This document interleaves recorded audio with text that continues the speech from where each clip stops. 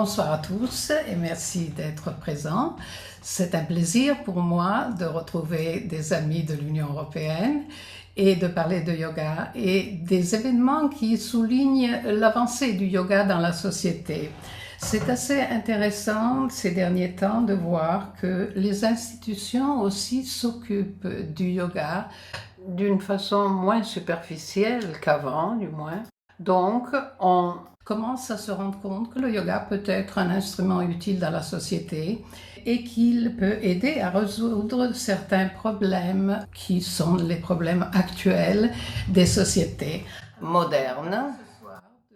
Alors, je vais vous parler ce soir de ce projet que nous avons fait en collaboration avec la Fédération roumaine, qui a été financé et soutenu et approuvé, bien sûr, par l'Union européenne. J'entends l'Union européenne politique. C'est un pas important, je crois, parce que ça démontre justement l'intérêt des institutions, et des institutions importantes comme celle de l'Union européenne, envers le yoga et envers cette discipline qui est très répandue dans notre société, mais nous savons aussi que cette discipline n'a pas dans nos pays une réglementation particulière, n'a pas de contrôle, il n'y a pas des organes de contrôle sur la qualité du yoga, à part les volontaires comme l'Union européenne, comme les fédérations nationales, comme l'association que je dirige, qui se donnent elles-mêmes des règles, mais d'un point de vue légal, il n'y a pas de point commun et des règles justement à respecter. Donc ce qui fait que le yoga est parfois perçu un peu comme une sous-culture. Ce n'est pas une pratique, une discipline très renommée. Elle est très à la mode, mais on la considère un petit peu comme un loisir, comme un hobby, voilà. Et nous savons, nous, pratiquants et surtout enseignants de yoga, combien cette discipline est profonde, combien elle permet de connaître et d'améliorer la condition de vie de tous les êtres humains. Parce que, en fait, le sujet d'étude du yoga est l'être humain lui-même, sa vie, et comment réaliser au maximum les buts de la vie. Donc, se poser des questions existentielles, fondamentales, sur le sens même de la vie et ce qu'on devrait réaliser dans la vie. Et les yogis ont laissé des maps, des cartes qui nous indiquent le chemin vers cette réalisation. Donc c'est assez important qu'on puisse avoir des comparaisons, des rapports avec les institutions. C'est très différent en Inde. Vous avez peut-être entendu par la présentation qu'il y a en Inde un ministère du yoga. Donc le yoga est une discipline réglementée. Les titres, les diplômes de yoga sont des titres d'État, ce qui est tout autre chose chez nous. Alors ce projet représente un petit peu une innovation dans ce cadre de l'approche plus institutionnelle du yoga, qui souligne en plus non seulement son importance, sa validité, mais surtout la qualité aussi de ceux qui enseignent le yoga. En Italie, récemment, nous avons eu un congrès au Parlement sur une proposition de loi d'inclure le yoga et beaucoup d'autres disciplines aussi dans le système sanitaire national, ce qui ne veut pas dire que les personnes vont être soignées par le yoga, car le yoga n'est pas une thérapie, mais en fait il présente beaucoup d'effets positifs, des avantages qui permettent de préserver et de retrouver la santé. Donc il y a cette attention aussi à l'usage social et sanitaire du yoga.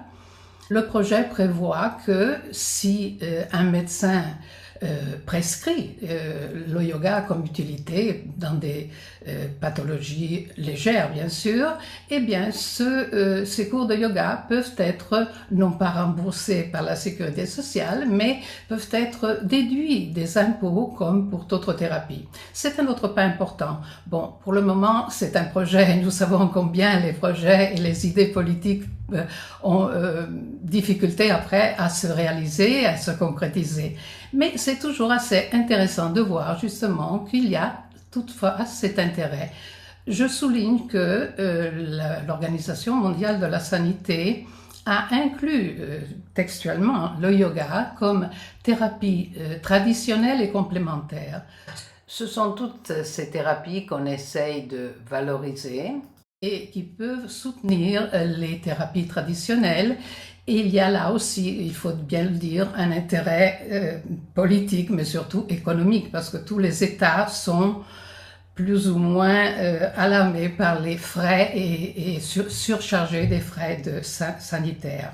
Il y a aussi la question de nos pays du continent européen et de beaucoup d'autres pays aussi, où la population est toujours plus vieille.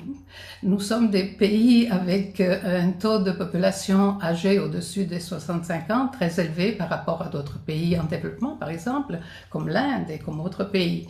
Ce qui fait que cette population qui n'est plus dans le cadre du travail actif est souvent vue aussi comme un poids pour la société. Alors il y a en fait deux visions dans nos cultures actuelles qui sont fort différentes des cultures que nous avions nous-mêmes dans nos pays avant, envers les personnes âgées. La première vision est celle plutôt pessimiste de voir la personne âgée comme un poids pour la société, parce que ce sont des personnes qui ont besoin d'aide très souvent et de plus en plus, qui ne sont plus autonomes, qui ont besoin de soins. Donc il y a cette vision d'un âge qui avance, mais qui devient un poids pour les autres. Et cette sensation, ce feeling est ressenti aussi par les personnes âgées, ce qui leur crée pas mal de conflits et de problèmes aussi psychologiques. Il y a une autre vision que nos sociétés ont envers cette partie de la population, c'est l'aspect économique. Souvent, les anciens sont ceux qui ont un revenu assez certain avec la retraite par rapport à des jeunes qui ont difficulté à entrer dans le monde du travail d'une façon stable. Donc, ce sont des personnes qui soutiennent parfois les familles même économiquement et des personnes qui ont des moyens, de l'argent à dépenser. Donc il y a tout un aspect de l'économie et de la publicité surtout qui s'occupe de ces personnes et qui essaye de faire des affaires avec cette tranche de la population. Donc ce sont deux visions qui ne sont pas très, encourageantes pour les personnes âgées de toute façon. Au contraire, encore dans certains pays comme l'Inde par exemple, et chez nous il n'y a pas très longtemps, quand il y avait encore les familles élargies, la famille patriarcale, eh bien les anciens étaient une autorité, ils avaient un rôle important, non seulement celui de s'occuper des enfants et de laisser du temps libre pour ceux qui devaient travailler, et ces personnes étaient considérées. Au contraire, aujourd'hui, les familles sont réduites, les nucléos familiaux sont très petits. Il n'y a plus la grande famille avec les grands-parents, les parents et les enfants. Et ces personnes se trouvent, d'un point de vue social, très isolées, ce qui crée beaucoup de problèmes. En général, les problèmes principaux, à part toutes les pathologies qui s'ensuivent quand on avance avec l'âge, il y a surtout un malaise psychologique qu'il faut souligner. Ce sont des personnes qui ne travaillent plus, donc qui ont une vie de relation très réduite en fait. Des personnes qui n'ont plus un rôle dans la société, et ça aussi c'est important pour l'estime de soi, pour se sentir encore actif et important, et surtout quand on laisse le travail et on n'a pas peut-être cultivé des intérêts particuliers qu'on peut continuer à pratiquer pendant l'âge de la retraite. Alors cet éloignement du travail qui donnait quand même un rôle, une position à la personne, et en même temps cette solitude qui s'ensuit parce qu'il n'y a plus de rapport aussi fréquent comme quand on va tous les jours au travail, on rencontre des gens, on échange des informations, des idées. Et c'est une vie retirée, sans rapports sociaux. Et les rapports sociaux sont fondamentaux pour l'équilibre psychique. Nous sommes des animaux sociaux. Nous avons besoin de vivre comme êtres humains en société. Donc, c'est un peu la situation actuelle. Et alors, le projet que nous avons développé avec le soutien de l'Union européenne, justement, accrédité par l'Union européenne et même financé, c'est important, s'est occupé de voir si le yoga pouvait améliorer la condition de vie des personnes âgées, parce que c'est vrai qu'on vit de plus en plus, la vie est de plus en plus longue maintenant, parce que bon, il y a plus d'hygiène, il y a plus de soins médicaux, mais elle ne s'allonge pas dans des conditions d'une bonne qualité de vie. C'est important allonger la durée de la vie, mais c'est aussi important que cette vie soit quand même une vie de qualité. Donc le sujet principal était justement de faire une recherche et une expérimentation sur les effets qu'une pratique de yoga pouvait avoir sur certains groupes de personnes âgées. Quand on présente un projet et une expérimentation, on fait des hypothèses et puis on fait la pratique et l'expérimentation comme dans un laboratoire pour voir si cette hypothèse est vraie ou pas, parce que le résultat pourrait être aussi que le yoga n'a aucun effet sur la vie et la qualité de vie.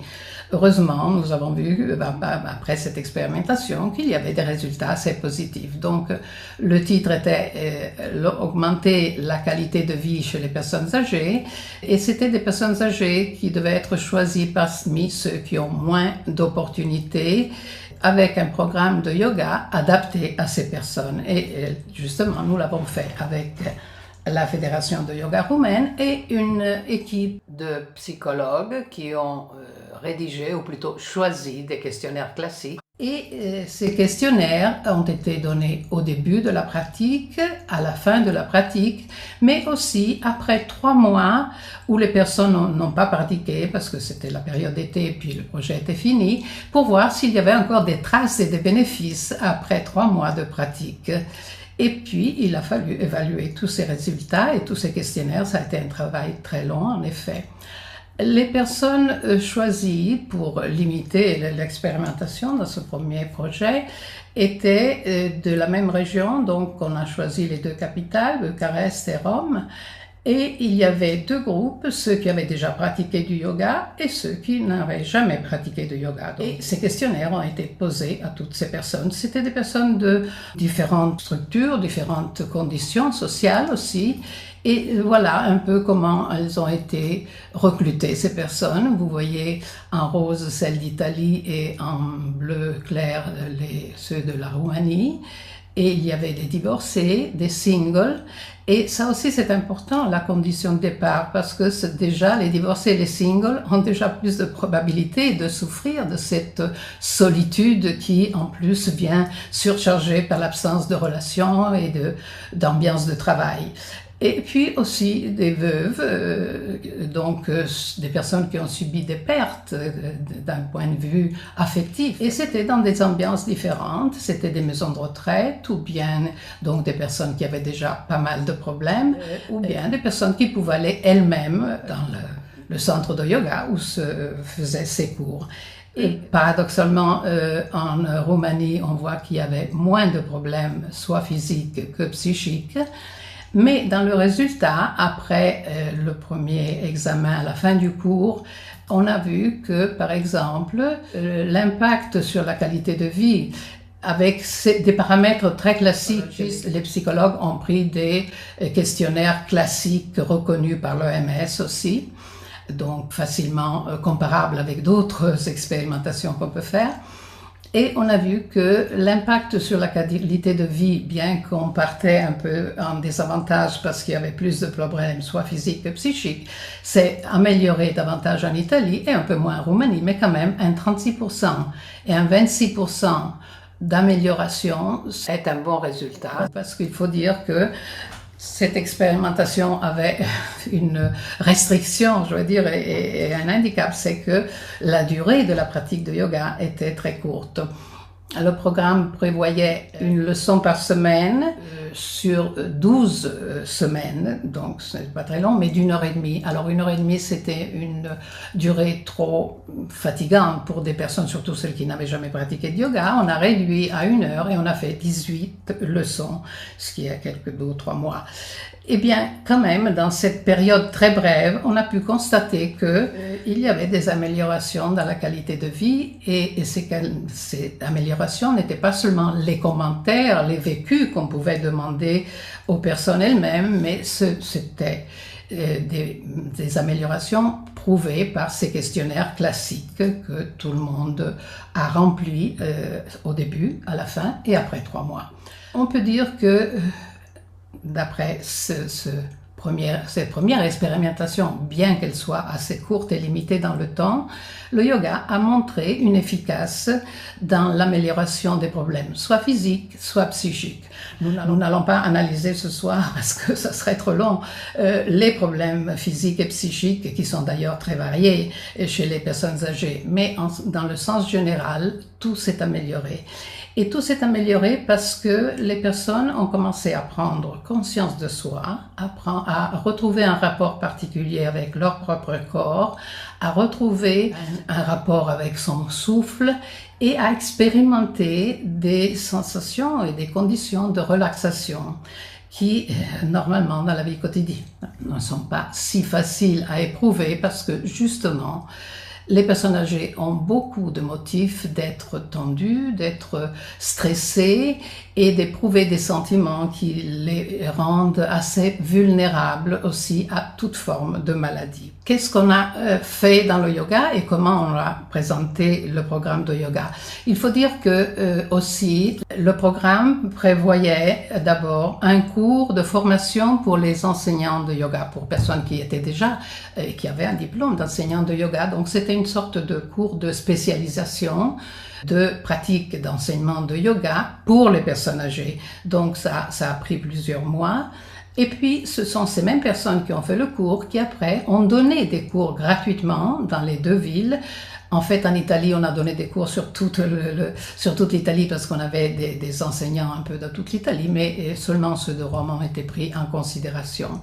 Alors, qu'est-ce qu'on a dû faire? On a dû adapter, bien sûr, quelque part, le yoga pour ces personnes.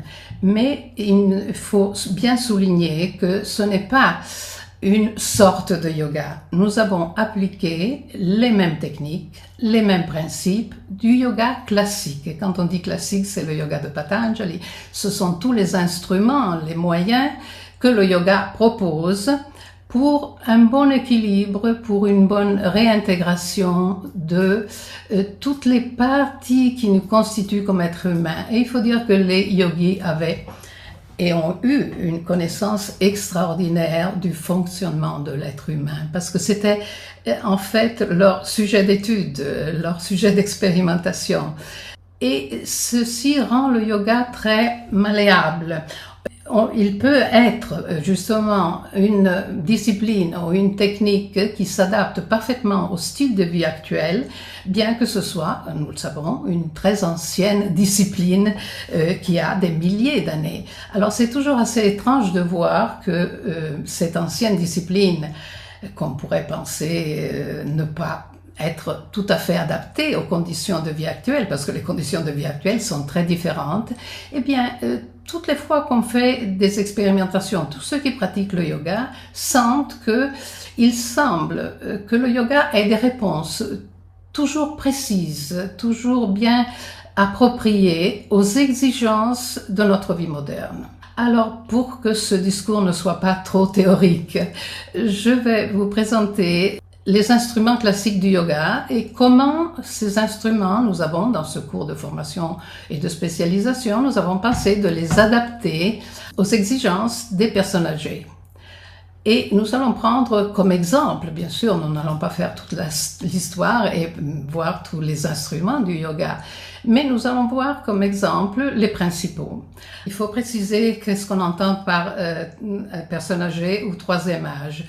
Je suis toujours assez vexée quand j'entends, par exemple, dans les nouvelles, une personne âgée de 60 ans a eu un accident et tout ça. Alors, traditionnellement, un peu dans tous les pays, on considère que la personne devient âgée ou bien du troisième âge quand elle a plus de 65 ans. Et puis après, il n'y a plus de limite, bien sûr. Dans nos cours et dans cette expérimentation, nous avons eu des personnes de tout âge jusqu'à 80 et près de 90 aussi. Donc vraiment, il n'y a pas de limite pour la pratique du yoga. Alors, nous allons voir justement, par exemple, comment l'instrument principal du yoga, qui est l'asana, peut être appliqué aux personnes âgées avec les mêmes principes de toutes les personnes qui pratiquent le yoga de n'importe quel âge. Il y a beaucoup de points en commun entre les personnes âgées et les enfants, parce que il faut motiver ces deux catégories. Les enfants pratiquent et ont envie de refaire et de repratiquer quelque chose si ça les intéresse. Et un peu les personnes âgées, c'est la même chose, parce que la personne âgée perd un peu l'intérêt vers la vie, surtout quand elle est retirée, surtout quand elle est elle vit en solitude, surtout quand elle a des problèmes aussi. Et ces problèmes peuvent devenir très sérieux. Par exemple, un simple malaise et de solitude peut se transformer en angoisse, peut se transformer en dépression, vraiment, c'est une pathologie assez grave. Donc, nous allons voir avec quelques exemples comment le yoga peut aider à dépasser ces conditions et même à récupérer une condition de bien-être, parce que c'était ça le but de ce cours. Nous allons voir comme exemple les asanas, mais dans le yoga classique de Patanjali, il y a deux piliers qui ne sont pas toujours traités et qu'on n'a pas affrontés non plus dans cette expérimentation, qui sont les yamas et les niyamas. Les yamas et les niyamas, ce sont des normes éthiques pour rendre la vie non seulement plus facile, les rapports plus faciles avec soi et avec les autres, mais aussi pour se décharger un peu du poids de toutes les émotions que consciemment ou bien souvent inconsciemment nous éprouvons quand nous allons à l'encontre des règles de bien-être, d'équilibre du monde et de l'univers, c'est ce que les Indiens appellent le dharma. Pourquoi on n'en parle pas? Bon, d'abord parce qu'on est très réfractaire aux règles, aux impositions, donc ce n'est pas ce qui motive le plus à la pratique du yoga, mais aussi parce que dans le yoga même, surtout dans le hatha yoga, on considère que ces règles, ces normes de comportement peuvent être pratiquées volontairement avant et pendant la pratique du yoga, mais peuvent aussi être laissées momentanément de côté parce que ce seront les résultats obtenus par la pratique du yoga, les bons résultats obtenus par la pratique du yoga, qui nous mèneront à respecter naturellement, sans effort, ces règles. Donc, les règles et les yamas niyamas peuvent être les préliminaires d'une bonne pratique de yoga, mais peuvent être aussi le résultat d'une bonne pratique de yoga. Donc, nous avons commencé avec les asanas. Pour découvrir l'asana comme pilier fondamental du yoga, l'asana, c'est une posture du corps, c'est une forme du corps, mais qui a des conditions. Pas tous les mouvements et pas toutes les formes du corps peuvent être définis un asana. C'est seulement certaines conditions, certains paramètres qui doivent être respectés qui rendent la posture du corps un asana. La première condition, c'est l'immobilité. L'immobilité, ce n'est pas une condition facile à rejoindre parce que si la posture n'est pas confortable, c'est très difficile d'être immobile. Mais même une fraction d'immobilité dans une posture est intéressante et importante parce que c'est la question fondamentale de la gestion du temps. Et la gestion du temps chez les personnes âgées est très conflictuelle. Les personnes âgées, paradoxalement, ont beaucoup de temps à disposition parce qu'elles ne travaillent plus. Elles ont toute la journée à disposition et souvent elles ne savent même pas quoi faire de ce temps. Mais d'un autre côté, il y a cette sorte de peur et de relation conflictuelle avec le temps parce que le temps qui passe mène inexorablement vers la fin de la vie. Et c'est une sensation souterraine, bien sûr, la plupart du temps, elle n'est même pas consciente, mais parfois elle est même consciente et ça peut créer des conflits, des dépressions fortes, cette peur de la mort. Parce que la peur de la mort, en fait, même Patanjali le dit, est un des principaux obstacles à l'évolution de la conscience humaine et à l'évolution spirituelle. C'est un klesha et le plus fort de tous parce que ce rapport conflictuel avec la perte de la vie est aussi vaincre un instinct très fort de survie que nous tous nous héritons au moment de la naissance. Donc, pouvoir rester même un bref moment dans l'immobilité, qui rappelle un peu la mort quand même, est une sorte de vaccin, d'antidote pour cette peur de la mort et du temps qui passe. C'est une gestion différente du temps parce que normalement, dans les asanas, quand on reste dans l'immobilité, on doit être dans une condition pas trop difficile, même si la posture est un peu dure, un peu difficile, et surtout assez relaxée. Donc, c'est ce qu'on expérimente, c'est le bien-être. Et là, on renverse la médaille, on fait de l'immobilité non plus un sujet de tension ou d'appréhension, mais un sujet de bien-être. Et puis, bien sûr, il faut être présent dans la posture. On doit écouter son propre corps, on doit ressentir toutes les sensations du corps. Donc, c'est un entraînement, la concentration.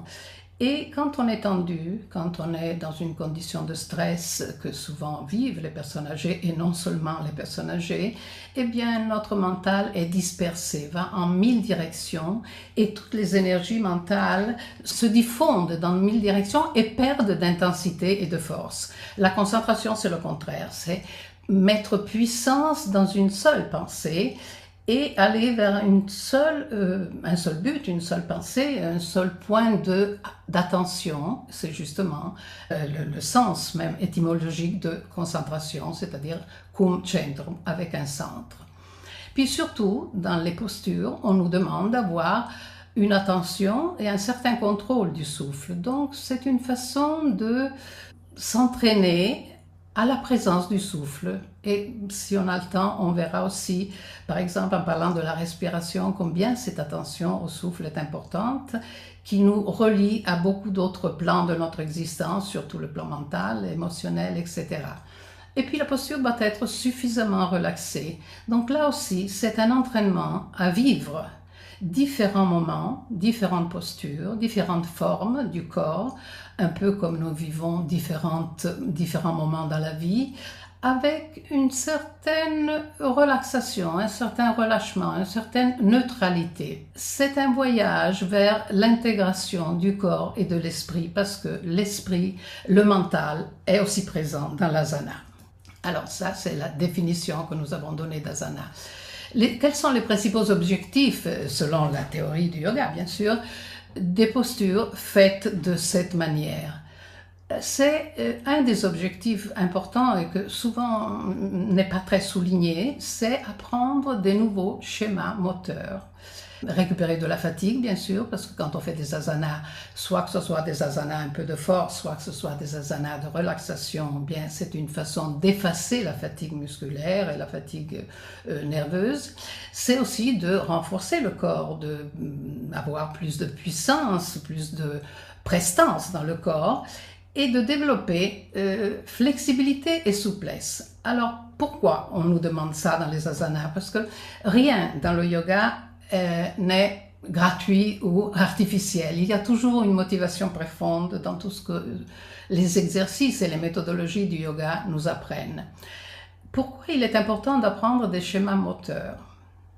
Bien, parce que le schéma moteur est le premier modèle, le premier pattern, comme disent les psychologues, de l'apprentissage en général.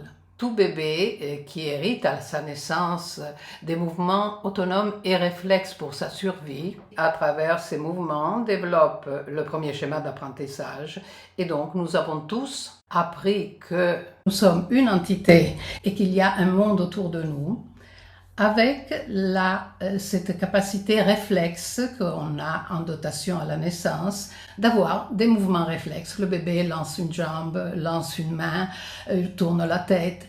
Et à travers les réponses sensitives de ces mouvements, c'est-à-dire ce qu'il percevait, il a commencé, le bébé, à se rendre compte que lui était une unité et qu'autour de lui, il y avait autre chose. Donc, c'est vraiment le premier schéma d'apprentissage que nous tous avons déjà expérimenté. Donc, c'est beaucoup plus facile de faire une action qui a déjà été expérimentée et c'est beaucoup plus facile de la répéter. Alors, ce n'est pas par hasard que les yogas commencent par les asanas. Parce que si les mouvements ont plasmé notre façon d'apprendre et donc d'être dans le monde et de vivre dans le monde, eh bien, et on plasmait aussi tous les autres savoirs qui viennent après, c'est intéressant de reprendre ce schéma primordial et de le perfectionner. Et pourquoi aussi il faut apprendre des nouveaux schémas et pas ceux que déjà nous connaissons? Parce que si nous répétons toujours les mêmes gestes que déjà nous faisons dans la vie quotidienne, eh bien, si on répète les gestes habituels, il n'y a pas de nouveau apprentissage. On les a déjà appris, cela. Ce qui conditionne et fait sauter presque un clic aussi dans notre mental et qui nous porte dans une condition d'apprendre à nouveau, donc une sorte de fraîcheur aussi mentale qui manque sûrement, surtout aux personnes âgées. Eh bien, cette sorte de fraîcheur vient renforcée par les gestes qui ne sont pas habituels. C'est voulu, c'est pas par hasard que les postures de yoga sont un peu étranges. Et ce ne sont pas les postures que nous assumons dans la vie quotidienne. C'est justement pour ça, pour renforcer ce principe primordial d'apprentissage. Et si on prend des formes nouvelles, on apprend des choses nouvelles. Ceci est extrêmement important pour maintenir une certaine souplesse mentale aussi que les personnes âgées ont tendance à perdre, bien sûr.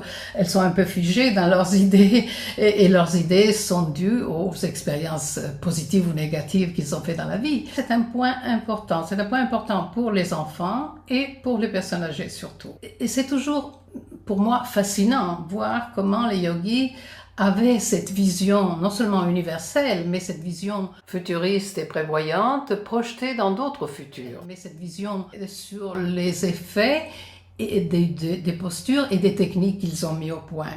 C'est comme si toutes ces théories que maintenant nous connaissons par la psychologie moderne, par la biologie, par la physiologie, bien, eux les savaient déjà, bien sûr, avec un autre langage et les avaient appris avec d'autres instruments. Alors, un autre aspect intéressant, qui est valable pour tous, mais surtout pour les personnes âgées, c'est de construire un schéma corporel intégré, y compris dans les phases de changement. Et le troisième âge est une phase de grand changement. Et normalement, ce sont des changements privatifs, c'est-à-dire on est moins actif, on a plus de difficultés à bouger, à faire des mouvements, parfois à être autonome. Donc, apprendre des nouveaux et construire des nouveaux mouvements est une façon de mettre au point le schéma corporel. Qu'est-ce que c'est le schéma corporel? Ce n'est pas l'image que nous voyons dans un miroir ou que nous voyons de nous-mêmes sur une photo. C'est une sorte d'image mentale de notre propre corps, mais ce n'est pas une image proportionnelle à ce que nous sommes réellement ou à la figure que nous avons et le corps que nous avons.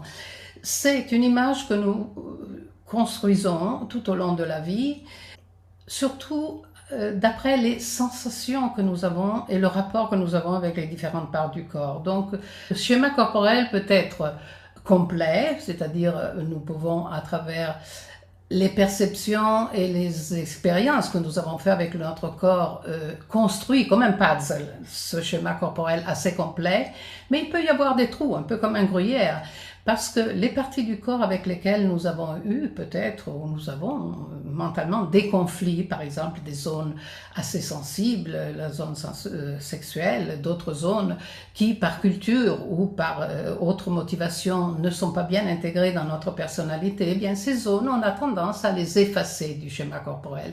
Donc notre schéma corporel est fait de lumière et d'ombre, il y a des parts qui sont en évidence et d'autres qui sont un peu plus effacées ou qui ne sont même pas présentes, qu'on a difficulté à contacter. Bien, la pratique des asanas, qui doit être faite d'une façon globale, on doit travailler toutes les parties du corps et en travaillant avec cette concentration sur le geste et cette perception du geste, nous aide à construire ou reconstruire notre schéma corporel plus intégré, de façon à ce que nous puissions nous identifier avec un corps réel et non pas un corps imaginaire, qui est souvent le fruit de beaucoup de conflits et de tensions. Et puis, il faut développer la flexibilité, mais aussi la force et la stabilité. Ce sont des points essentiels pour les personnes âgées qui sentent n'être plus si sûrs de leur démarche, de perdre souvent l'équilibre, qui ont peur de tomber, de perdre l'équilibre. Donc, travailler d'une façon sûre, sans avoir de grands exploits, mais avec une ambiance tranquille et je dirais même avec plaisir. C'est une façon de renforcer ces qualités que les personnes âgées tendent à perdre et qu'il faut absolument récupérer. Donc, ceci permet aussi d'effacer cette sorte de compétition que nous avons souvent avec nous-mêmes, qui est la plus difficile à supérer. Parce que les personnes âgées qui perdent des possibilités et des qualités particulières qu'avant peut-être elles avaient, ont toujours tendance à se mettre à la preuve et vérifier les capacités ou les habiletés qu'on perd ou qu'on conserve, et créant ainsi des tensions et des regrets pour ce qu'on pouvait faire avant et ce qu'on ne peut plus faire maintenant. Alors, équilibrer cette compétitivité, parce que quand on pratique les asanas, il n'y a pas de compétitivité, et même si quelqu'un le fait mieux que d'autres, on demande aux personnes de fermer les yeux. Donc, c'est vraiment un travail entre soi et soi qui efface toutes sortes de compétitions et de compétitivité avec les autres et après avec nous-mêmes aussi. Donc, c'est une façon de travailler et d'être en relation équilibrée avec son propre corps. Donc c'est une exploration que les asanas nous font faire de nous-mêmes, une meilleure connaissance de nous-mêmes, et c'est assez important dans les moments de changement où il faut s'adapter, et toutes les fois qu'on nous demande de nous adapter, il y a un mécanisme, terrible d'un côté, mais aussi de sauvegarde de l'autre, qui est le mécanisme du stress. Si on est capable de s'adapter, ce mécanisme est constructif. Si on n'est pas capable de s'adapter, eh bien le stress peut devenir continu, peut devenir durable et avec beaucoup de conséquences négatives. Donc, explorer des postures multiples, c'est une façon de se préparer à vivre des expériences variées. Et souvent, les personnes âgées ont des expériences assez répétitives, des routines journalières, pas trop enthousiasmante, il faut dire. C'est un peu l'asana dans ce sens, une métaphore des différentes situations qu'on peut affronter dans la vie. Et chaque posture nous habitue d'une façon pacifiée, d'une façon tranquille, à affronter même les difficultés. Alors, pour faire un exemple concret, quand nous faisons des postures d'ouverture, ce sont des postures qui nous font ressentir le plaisir de s'ouvrir, d'être fort, d'être avec la poitrine en avant, d'avoir encore cette énergie du guerrier qui doit affronter la vie. Mais le yoga nous fait expérimenter aussi des postures, par exemple comme les flexions ou comme des variantes de Paschimottanasana, où c'est une autre manifestation, une autre exploration du courage, par exemple. Parce que offrir la poitrine, offrir la gorge, le font même les animaux quand ils luttent entre eux. C'est une façon de se rendre à l'autre, à la force de l'autre, et de sauvegarder la vie. Et quand on se replie dans les postures, par exemple, de flexion en avant, eh bien, c'est une autre manifestation de courage qu'on a, surtout envers soi-même. Parce que d'abord, on se replie et on est dans une situation peut-être agréable entre soi et soi. On pense à notre intériorité et notre vie intérieure, qui est riche comme celle extérieure, sinon plus. Mais dans cette posture, on a vulnérable et exposé la partie postérieure du corps.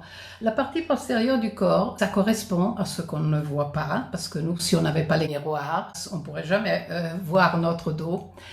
Et donc, ça représente aussi symboliquement l'inconscient, la partie du mental qu'on ne connaît pas. Et avoir le courage de l'exposer, en fait, mettre en évidence quand on fait une flexion, c'est une action qui renforce le courage et qui renforce aussi cette lutte que souvent nous devons faire avec notre inconscient. L'inconscient contient surtout des traumatismes, des nœuds qui sont encore liés, des problématiques qui ne sont pas résolues et sous-jacentes, donc encore plus dangereuses que celles que nous vivons comme conflit ou comme expérience consciente. Donc les postures en fait nous habituent, c'est un peu comme un entraînement à faire face aux exigences et aux difficultés même de la vie. Mais c'est un entraînement qu'on fait sur un tapis d'abord et dans une condition agréable, parce que toutes les conditions que nous avons citées pour que l'asana soit un vrai asana sont des conditions qui procurent bien-être. Alors si on fait une expérience, même qui peut être un peu problématique, et on l'associe à l'idée du bien-être, eh bien on neutralise tous les effets négatifs. Alors on comprend bien que des asanas, même limités, même arrangés pour les limitations que les personnes âgées ont, peuvent quand même produire tous ces effets, on peut dire des effets collatéraux très positifs. Être en relation avec son corps est aussi une façon de inhiber certains excès que la culture moderne surtout nous porte à avoir, soit d'un point de vue mental, mais surtout aussi d'un point de vue physique. On a tendance à avoir des canons uniformes et homologués. Le corps est un objet qu'il faut souvent, dans la vie moderne et dans la vie sociale, exhiber et valoriser. Si on pense par exemple à tous les méfaits, on peut dire, de la chirurgie plastique pour conserver cette éternelle jeunesse qui n'arrivera jamais. C'est un instrument, souvent le corps, pour des performances physiques. On se présente avec son propre corps, mais notre culture nous demande d'avoir un corps qui soit toujours jeune, qui soit prestant, qui soit possiblement beau. Et ce n'est pas la condition de tout le monde. Et surtout, ce n'est plus la condition des personnes âgées. Alors, cette autre vision que nous propose, cette autre voie que nous propose le yoga en rapport avec son propre corps, c'est de ne pas l'utiliser comme un instrument, un prolongement de nous-mêmes, mais de faire l'expérience du propre corps, c'est-à-dire être dans son propre corps. Et si on est dans son propre corps et on pratique les asanas comme on a vu et comme les enseignants nous demandent de pratiquer, l'attention n'est plus seulement sur la surface, sur l'aspect extérieur du corps, mais c'est surtout sur les vécus internes du corps. Donc, on commence à se rendre compte d'une façon très douce, très naturelle, du fait que notre corps est tridimensionnel. Il y a un extérieur, celui qu'on veut exhiber et que la société moderne nous demande d'exhiber d'une certaine façon, mais il y a aussi toute une dimension de l'intérieur du corps où nous percevons les sensations, où il y a des senseurs qui envoient à notre cerveau sensoriel des informations. Et donc, on commence à avoir la perception d'une dimension, oui, tridimensionnelle, mais une dimension aussi d'intériorité qu'on peut importer dans notre psychisme et dans notre mental aussi, pas seulement dans le corps. Le corps n'est plus un instrument, justement, mais ça devient un corps subjectif à ressentir. Et c'est un instrument d'intégration, donc ce qui nous permet d'intégrer notre corps avec notre mental, et un instrument d'apprentissage, parce que nous avons vu que le premier imprinting des mouvements sont la base de toutes les formes d'apprentissage. Alors bien sûr, il y a toute forme d'asana que nous connaissons bien, de flexion latérale et torsion. Les personnes âgées peuvent faire toutes les postures, sauf les plus acrobatiques, bien sûr, elles ne peuvent pas faire Shirsasana, elles ne peuvent pas faire le scorpion, mais toutes les postures du yoga peuvent être adaptées aux personnes âgées, celles qui peuvent bouger assez aisément et autonomement, donc le faire sur le tapis, et ceux qui ne peuvent pas s'asseoir sur le tapis peuvent faire les mêmes postures sur une chaise. Il y a toujours une façon de transposer la posture en position assise sur une chaise. Donc tout le monde peut pratiquer les postures de flexion, d'extroversion, flexion, etc. Alors, c'est une façon, à travers les postures, et faire l'expérience de plusieurs formes du corps, et pas toujours les mêmes, justement, aussi de déconditionner nos habitudes, parce que les gestes que nous faisons habituellement créent une sorte d'attitude de mouvement. Chacun de nous a sa façon de marcher, sa façon de s'asseoir, sa façon de parler, de gesticuler quand on parle. C'est ce qui caractérise la personne. Mais c'est aussi ce qui, d'une certaine façon, conditionne la personne, parce qu'elle est toujours dans ce schéma qu'elle s'est construit et qui est un peu figé. Bien, si nous, on apprend à faire des postures différentes, à varier la posture, les postures, eh bien, c'est une façon de nous déconditionner, de ne pas faire toujours les mêmes gestes automatiques, mais d'instaurer une certaine conscience du geste, conscience du mouvement et donc conscience de son propre corps. Et c'est cette variété posturale, justement, qui favorise aussi la pensée critique, la pensée autonome. On ne pense pas comme on nous demande de penser, par exemple, avec la publicité, les médias, etc., mais on apprend à, comme on apprend à bouger et à avoir des formes avec son propre corps, eh bien, on apprend à avoir aussi des idées avec son propre mental et son propre cerveau, comme on dit. Une autre caractéristique des asanas, c'est que c'est aussi une sorte de gestion émotionnelle. Et une gestion facile, parce que les émotions sont très difficiles à gérer, nous le savons, et sont presque impossibles à contrôler. Mais on peut s'entraîner à avoir un certain contrôle et une certaine gestion sur les émotions par les postures, justement. Le corps vit passivement les émotions. Quand nous éprouvons une émotion, il y a des mécanismes qui se déclenchent tout seuls et il est très difficile de les arrêter. Par exemple, si on est dans une situation d'embarras et on voudrait ne pas rougir, ben, c'est impossible. Si la situation nous crée embarras, on rougit. Parce que ce sont des mécanismes autonomes que nous pouvons difficilement gérer. L'asana devient dans ce cas une sorte d'entraînement émotionnel qu'on fait à nouveau sur un tapis, donc dans une ambiance qui n'est pas émotionnelle, particulièrement émotionnelle, et qui développe une certaine sécurité et estime de soi, parce qu'on se rend compte qu'on est capable de. Être capable de faire, de bouger, de changer. Quand on est dans une situation de malaise ou de changements radicaux comme ceux des personnes âgées, c'est extrêmement fondamental pour l'équilibre psychique. Et tout cela favorise l'auto-évaluation et confiance en soi et une sorte d'agonisme pacifié. On n'est plus à la recherche de l'exploit qu'on faisait avant, mais on est à la recherche de l'exploit qu'on peut faire dans les conditions actuelles, ce qui est beaucoup plus gratifiant en fait et ne crée pas de forme de conflit émotionnel et important. Donc, l'asana peut être défini comme une méthode d'intégration de la personnalité. Il y a d'abord la perception, donc on rétablit un rapport avec notre propre corps et possiblement avec le corps réel qu'on a en ce moment.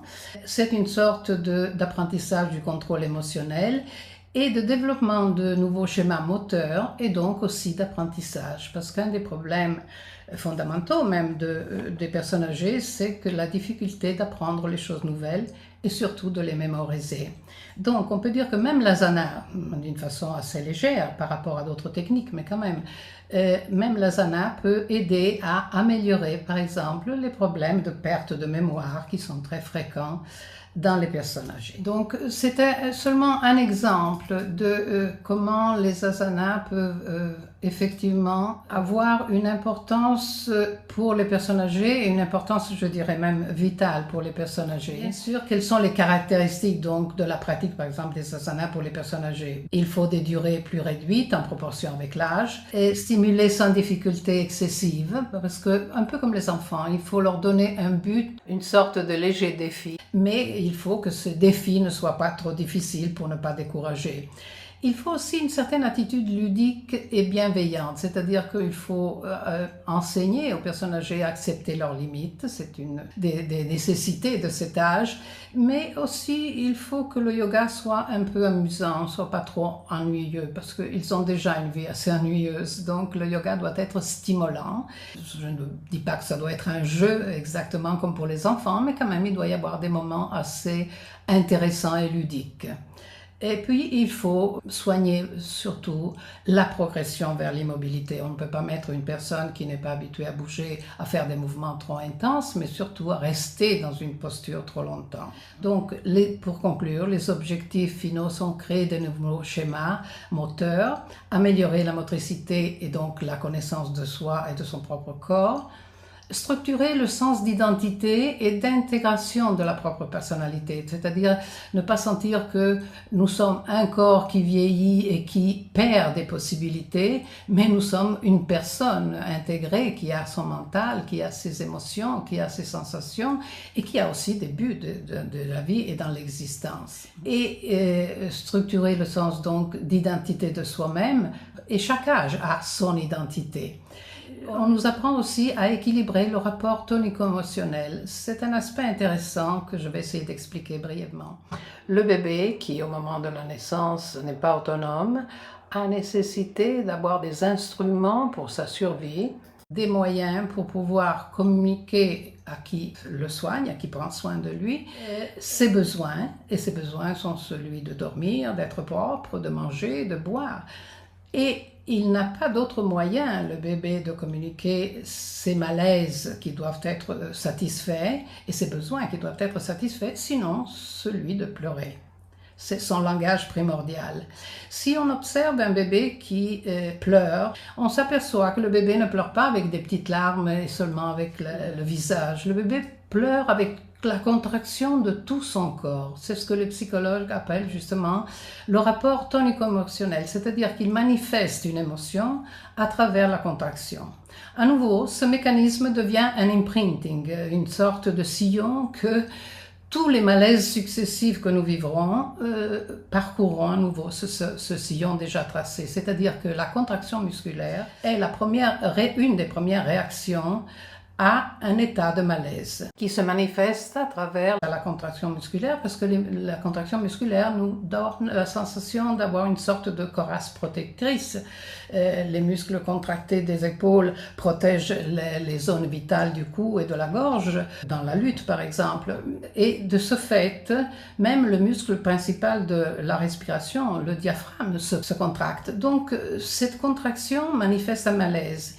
Et bien sûr, après, dans l'âge adulte, nous n'allons pas manifester avec la contraction de tout le corps comme le bébé, mais il y aura des zones privilégiées qui peuvent changer de personne à personne où le malaise se manifeste, cette sorte de contraction constante des muscles. Donc le yoga, à travers les asanas, détruit un peu ce mécanisme, le disgrège. Il y a deux façons dans les asanas de contraster la contraction musculaire. La première façon, c'est celle de mettre la musculature en contraction encore plus forte, c'est-à-dire une contraction intense, et ce sont toutes les postures qui demandent des forces, comme par exemple le cobra sans les mains, la locuste, Navasana, le bateau, toutes les postures qui demandent une forte contraction musculaire et qui se traduit par une forte détente musculaire quand on relâche la posture. Et puis l'autre moyen, c'est l'étirement musculaire, c'est-à-dire allonger les muscles, et il y a beaucoup de postures qui allongent les muscles. Donc ce travail parallèle de contraction et de renforcement de la musculature et d'étirement de la musculature est extrêmement utile pour contraster ces habitudes involontaires, réflexes, de mettre en contraction notre corps quand nous avons des tensions ou des problématiques, même seulement mentales et psychiques, pas seulement dans le corps. C'est ce qu'on appelle retrouver cet équilibre dans le rapport tonico-émotionnel. Et puis développer des schémas de contrôle émotionnel. Voilà. C'était un exemple, les asanas, et il y a des exemples encore plus intéressants si on avait le temps de parler de la respiration, mais pour donner une idée de combien le yoga est structuré, à des bases solides qui sont reconnues maintenant même d'un point de vue scientifique, et comment toutes ces connaissances du yoga et ces méthodologies du yoga sont et peuvent être adaptées à les personnes âgées qui vivent un moment particulier de leur vie. Donc, je voudrais conclure en disant que les personnes âgées ressentent cette urgence forte, d'une façon consciente ou plus ou moins consciente, de la fin du temps. Et la personne âgée prend conscience du temps qui passe et qui l'amène toujours plus près à cet événement final. Et dans cette condition, il est sage de prendre conscience que la vie se déroule dans une dimension qui est limitée, qui est finie. Et c'est le moment de faire un bond évolutif pour réaliser ce qui est infini. Donc cette sensation d'avoir un temps fini, déterminé, peut être une sorte de plongeoir qui donne l'élan pour nous pousser vers la recherche de ce qui est infini. C'est un peu ce que prévoit le dharma dans la culture indienne, où chaque âge de la vie a ses devoirs et à accomplir. La jeunesse, c'est le brahmacharya, c'est l'apprentissage, et après il y a la vie de famille, la procréation, après il y a l'âge de la retraite, où justement, n'ayant plus de rôles importants sociaux, il est temps de se dédier à la propre évolution spirituelle. Dans nos cultures, nous n'avons plus tellement cette idée que l'âge, le troisième âge, l'âge de la fin de la vie, est l'âge où on pourrait se dédier d'une façon plus intense et plus concentrée sur ces passages. Donc, en conclusion, on peut dire que le yoga conduit l'être humain vers une meilleure santé, un meilleur bien-être physique et psychique, une meilleure intégration sociale aussi, surtout pour ceux qui ont justement une vie sociale réduite comme les personnes âgées, et qui portent définitivement au bien-être. Et jusqu'à cette sorte de bien-être final, si on cultive le chemin du yoga jusqu'au bout, ce bien-être final que les yogis appellent Ananda, c'est le bien-être illimité et sans cause. C'est le cadeau que le yoga peut offrir à la société moderne et à sa population âgée, défini dans de nombreuses cultures comme l'âge de l'or, l'âge de la sagesse, et c'est comme cela que devrait être le troisième âge aujourd'hui. Donc, avec le soutien de yoga, on peut dire que la vieillesse peut devenir une ressource personnelle, mais en même temps aussi une ressource sociale. Et je voudrais conclure avec les mots d'une personne âgée très sage, le pape François, qui, dans un message aux grands-parents, a dit « La première chose à faire pour les personnes âgées est de ne pas avoir peur. » Donc cette peur un peu souterraine ou parfois même très manifestée de la peur de la fin de la vie. Et de ne pas perdre la paix intérieure. Et c'est un peu ce que le yoga a comme but et comme projet. Et puis il précise d'autres choses et il conclut « Et l'autre chose à faire, c'est de transmettre l'espoir aux jeunes. » Alors pour transmettre l'espoir, les personnes âgées doivent avoir de l'espoir. Elles doivent être capables de vivre leur vieillesse avec générosité. Parce que souvent, la personne âgée devient un petit peu égoïste. Elle est un peu repliée sur soi, elle a besoin d'attention, elle sent qu'elle a besoin d'attention, donc elle les prétend. Eh bien, apprendre à être généreux dans la vieillesse. Et c'est un peu comme un arbre en automne qui perd ses feuilles pour mieux laisser entrevoir le ciel. Et le yoga est un des moyens pour y parvenir. Merci de votre attention.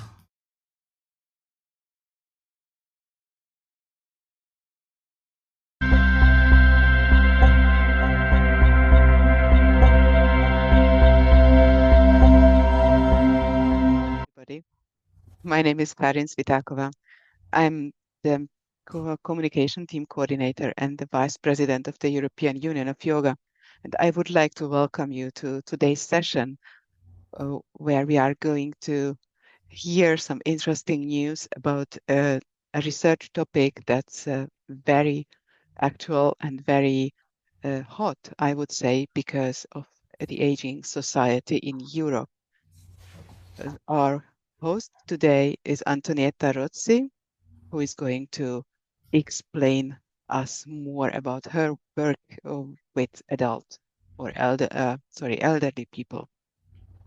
And now I would like to give the word to Katja, who is going to introduce our speaker today.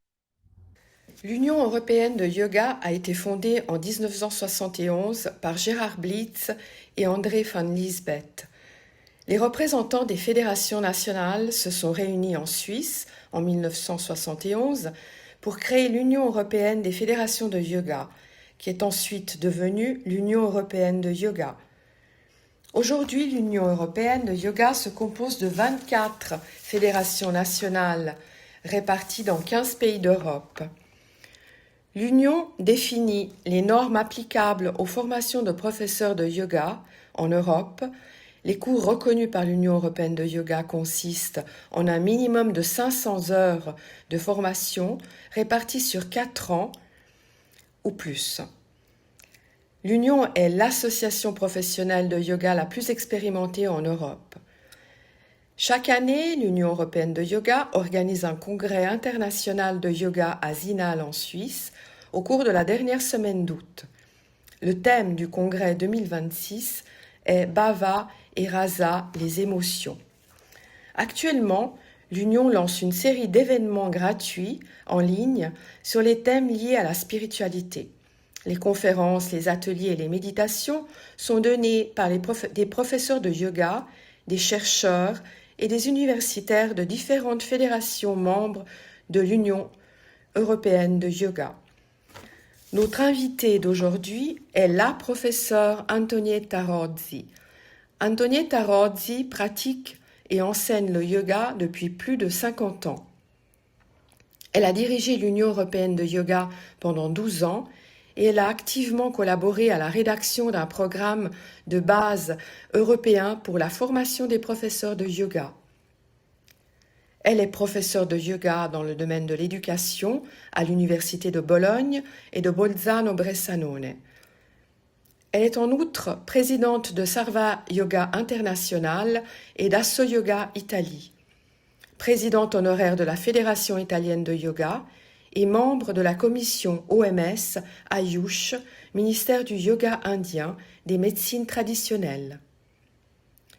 Elle est la première occidentale à avoir remporté en 2019 le prestigieux Prime Minister's Award for Outstanding Contribution to Promotion and Development of Yoga, décerné par le gouvernement indien pour sa contribution exceptionnelle à la diffusion du yoga.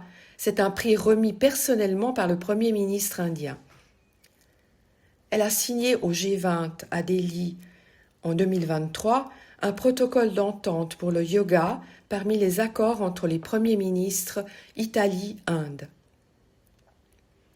Le titre de la conférence d'aujourd'hui est « Yoga et qualité de vie chez les personnes âgées, une recherche dans le cadre d'un projet Erasmus de l'Union européenne ». Bonsoir à tous et merci d'être présents. C'est un plaisir pour moi de retrouver des amis de l'Union européenne et de parler de yoga et des événements qui soulignent l'avancée du yoga dans la société. C'est assez intéressant ces derniers temps de voir que les institutions aussi s'occupent du yoga d'une façon moins superficielle qu'avant, du moins. Donc, on commence à se rendre compte que le yoga peut être un instrument utile dans la société et qu'il peut aider à résoudre certains problèmes qui sont les problèmes actuels des sociétés modernes. Alors, je vais vous parler ce soir de ce projet que nous avons fait en collaboration avec la Fédération roumaine, qui a été financé et soutenu et approuvé, bien sûr, par l'Union européenne. J'entends l'Union européenne politique. C'est un pas important, je crois, parce que ça démontre justement l'intérêt des institutions, et des institutions importantes comme celle de l'Union européenne, envers le yoga et envers cette discipline qui est très répandue dans notre société, mais nous savons aussi que cette discipline n'a pas dans nos pays une réglementation particulière, n'a pas de contrôle, il n'y a pas des organes de contrôle sur la qualité du yoga, à part les volontaires comme l'Union européenne, comme les fédérations nationales, comme l'association que je dirige, qui se donnent elles-mêmes des règles, mais d'un point de vue légal, il n'y a pas de point commun et des règles justement à respecter. Donc ce qui fait que le yoga est parfois perçu un peu comme une sous-culture. Ce n'est pas une pratique, une discipline très renommée. Elle est très à la mode, mais on la considère un petit peu comme un loisir, comme un hobby, voilà. Et nous savons, nous, pratiquants et surtout enseignants de yoga, combien cette discipline est profonde, combien elle permet de connaître et d'améliorer la condition de vie de tous les êtres humains. Parce que, en fait, le sujet d'étude du yoga est l'être humain lui-même, sa vie et comment réaliser au maximum les buts de la vie. Donc se poser des questions existentielles, fondamentales sur le sens même de la vie et ce qu'on devrait réaliser dans la vie. Et les yogis ont laissé des maps, des cartes qui nous indiquent le chemin vers cette réalisation. Donc c'est assez important qu'on puisse avoir des comparaisons, des rapports avec les institutions. C'est très différent en Inde. Vous avez peut-être entendu par la présentation qu'il y a en Inde un ministère du yoga. Donc le yoga est une discipline réglementée. Les titres, les diplômes de yoga sont des titres d'État, ce qui est tout autre chose chez nous.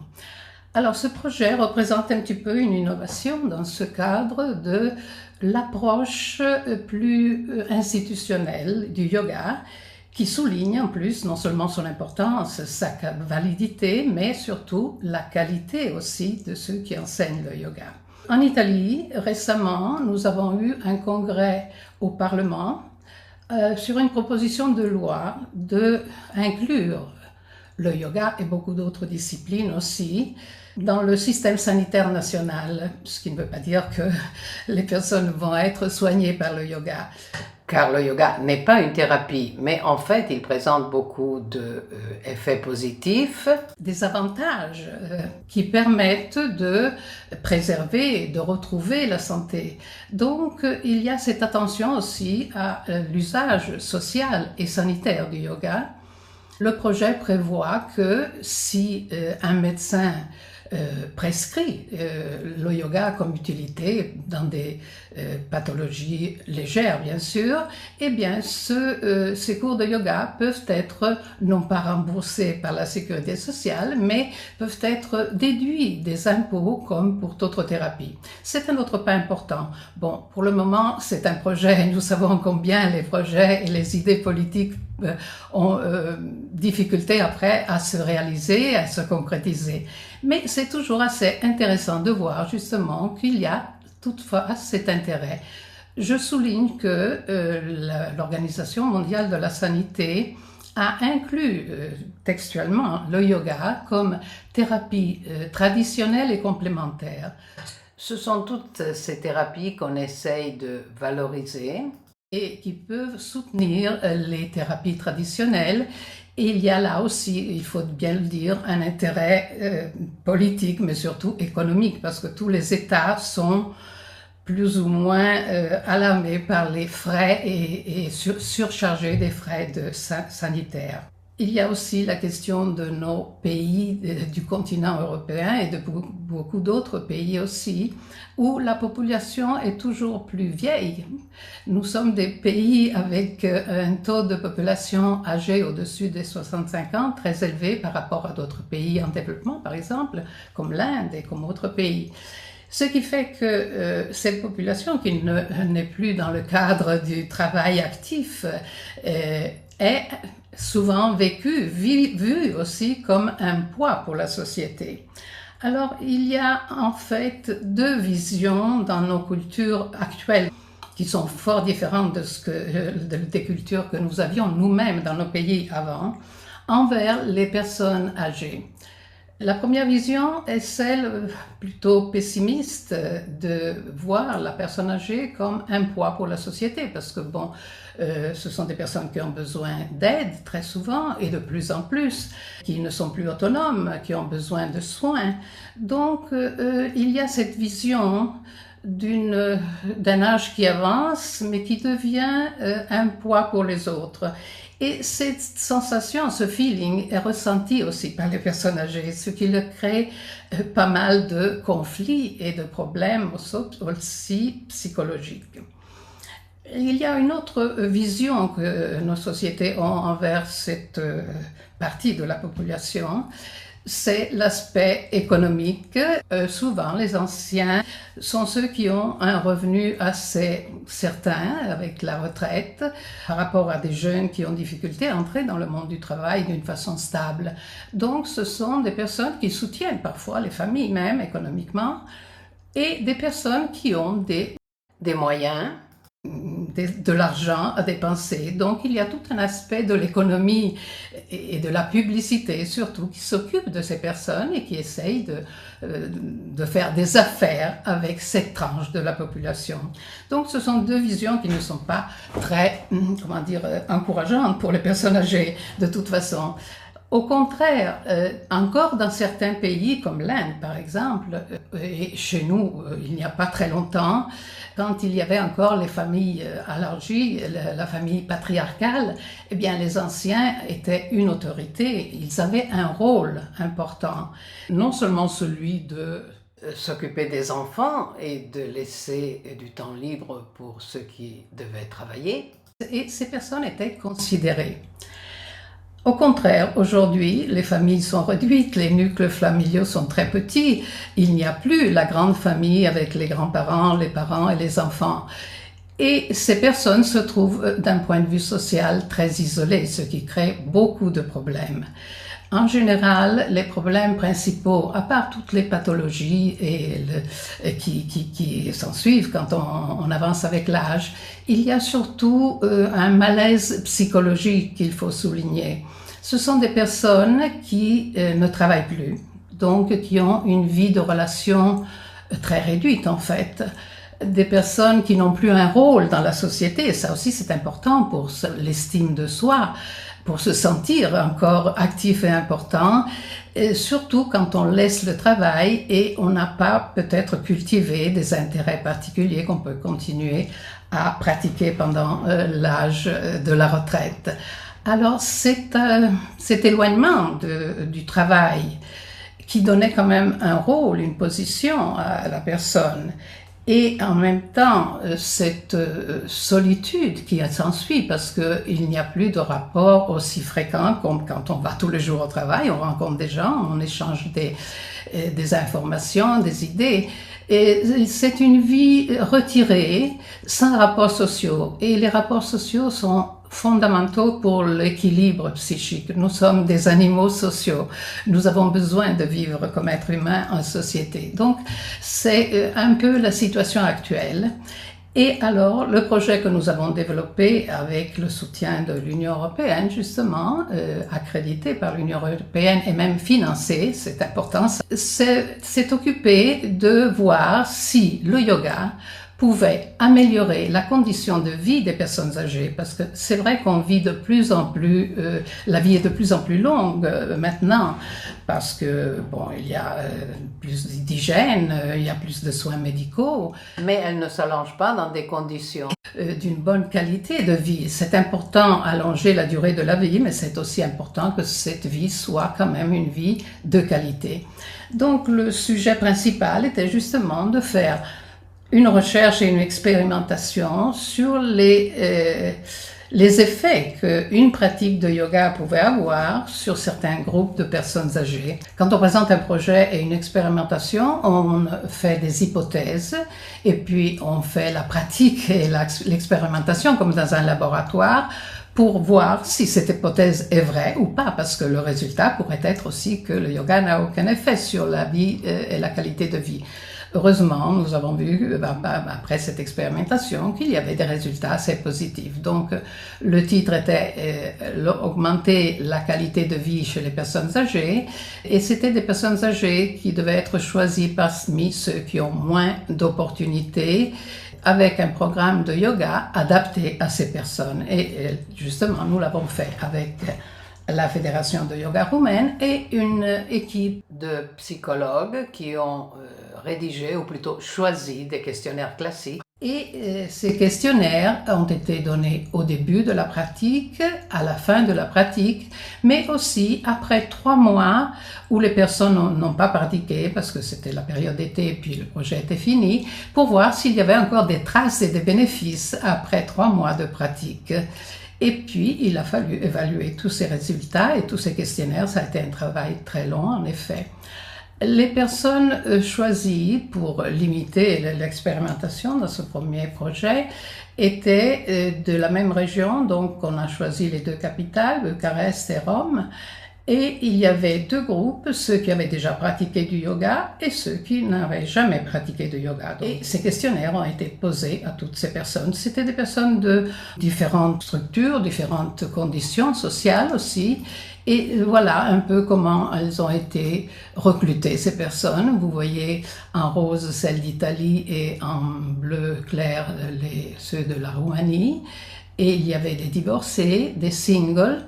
Et ça aussi, c'est important, la condition de départ, parce que déjà, les divorcés et les singles ont déjà plus de probabilité de souffrir de cette solitude qui, en plus, vient surcharger par l'absence de relations et d'ambiance de travail. Et puis aussi des veuves, donc des personnes qui ont subi des pertes d'un point de vue affectif. Et c'était dans des ambiances différentes, c'était des maisons de retraite ou bien donc des personnes qui avaient déjà pas mal de problèmes ou bien des personnes qui pouvaient aller elles-mêmes dans le centre de yoga où se faisaient ces cours. Et paradoxalement, en Roumanie, on voit qu'il y avait moins de problèmes, soit physiques que psychiques. Mais dans le résultat, après le premier examen à la fin du cours, on a vu que, par exemple, l'impact sur la qualité de vie, avec des paramètres très classiques, les psychologues ont pris des questionnaires classiques reconnus par l'OMS aussi, donc facilement comparables avec d'autres expérimentations qu'on peut faire. Et on a vu que l'impact sur la qualité de vie, bien qu'on partait un peu en désavantage parce qu'il y avait plus de problèmes, soit physiques que psychiques, s'est amélioré davantage en Italie et un peu moins en Roumanie, mais quand même un 36% et un 26% d'amélioration. C'est un bon résultat. Parce qu'il faut dire que cette expérimentation avait une restriction, je veux dire, et un handicap, c'est que la durée de la pratique de yoga était très courte. Le programme prévoyait une leçon par semaine sur 12 semaines, donc ce n'est pas très long, mais d'1h30. Alors 1h30, c'était une durée trop fatigante pour des personnes, surtout celles qui n'avaient jamais pratiqué de yoga. On a réduit à 1 heure et on a fait 18 leçons, ce qui est quelques 2 ou 3 mois. Eh bien, quand même, dans cette période très brève, on a pu constater qu'il y avait des améliorations dans la qualité de vie et ces améliorations n'étaient pas seulement les commentaires, les vécus qu'on pouvait demander aux personnes elles-mêmes, mais c'était des améliorations prouvées par ces questionnaires classiques que tout le monde a remplis au début, à la fin et après 3 mois. On peut dire que d'après cette première expérimentation, bien qu'elle soit assez courte et limitée dans le temps, le yoga a montré une efficace dans l'amélioration des problèmes, soit physiques, soit psychiques. Nous n'allons pas analyser ce soir, parce que ça serait trop long, les problèmes physiques et psychiques, qui sont d'ailleurs très variés chez les personnes âgées, mais dans le sens général, tout s'est amélioré. Et tout s'est amélioré parce que les personnes ont commencé à prendre conscience de soi, à retrouver un rapport particulier avec leur propre corps, à retrouver un rapport avec son souffle et à expérimenter des sensations et des conditions de relaxation qui, normalement, dans la vie quotidienne, ne sont pas si faciles à éprouver parce que, justement, les personnes âgées ont beaucoup de motifs d'être tendues, d'être stressées et d'éprouver des sentiments qui les rendent assez vulnérables aussi à toute forme de maladie. Qu'est-ce qu'on a fait dans le yoga et comment on a présenté le programme de yoga? Il faut dire que aussi le programme prévoyait d'abord un cours de formation pour les enseignants de yoga, pour personnes qui étaient déjà, qui avaient un diplôme d'enseignant de yoga. Donc c'était une sorte de cours de spécialisation de pratique d'enseignement de yoga pour les personnes âgées. Donc ça a pris plusieurs mois. Et puis, ce sont ces mêmes personnes qui ont fait le cours qui, après, ont donné des cours gratuitement dans les 2 villes. En fait, en Italie, on a donné des cours sur toute l'Italie parce qu'on avait des enseignants un peu de toute l'Italie, mais seulement ceux de Rome ont été pris en considération.